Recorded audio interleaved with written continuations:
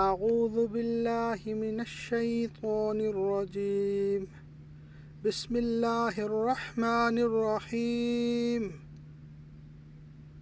لیقطع طرفا من الذین کفروا او یکبتهم فینقلبوا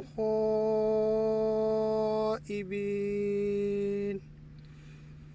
لیقطع تاکہ کاٹ ڈالے، طرفاً گروہ، من الذین سے وہ لوگ جو کفروا انہوں نے کفر کیا، او یکبتہم یا نہیں ذلیل کرے، فینقلبوا تو وہ لوٹ جائیں، خائبین نامراد۔ اس امداد الہی کا مقصد یہ تھا کہ اللہ تعالیٰ کافروں کی ایک جماعت کو کاٹ دے یا انہیں ذلیل کر ڈالے اور سارے کے سارے نامراد ہو کر واپس چلے جائیں۔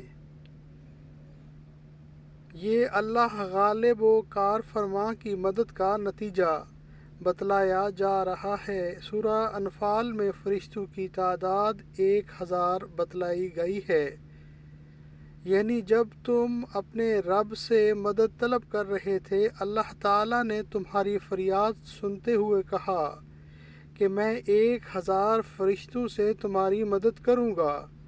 ان الفاظ سے معلوم ہوتا ہے کہ فرشتے واقعتاً 1000 ہی نازل ہوئے، اور مسلمانوں کے حوصلے اور تسلی کے لیے 3000 کا اور پھر 5000 کا مزید مشروط وعدہ کیا گیا۔ پھر حسب حالات مسلمانوں کی تسلی کے نقطہ نظر سے بھی ان کی ضرورت نہیں سمجھی گئی، اس لیے بعض مفسرین کے نزدیک یہ 3000 5000 فرشتوں کا نزول نہیں ہوا، کیونکہ مقصد تو مسلمانوں کے حوصلے بلند کرنا تھا، ورنہ اصل مددگار تو اللہ تعالیٰ ہی تھا، اور اللہ اپنی مدد کے لیے فرشتوں کا یا کسی اور کا محتاج ہی نہیں ہے۔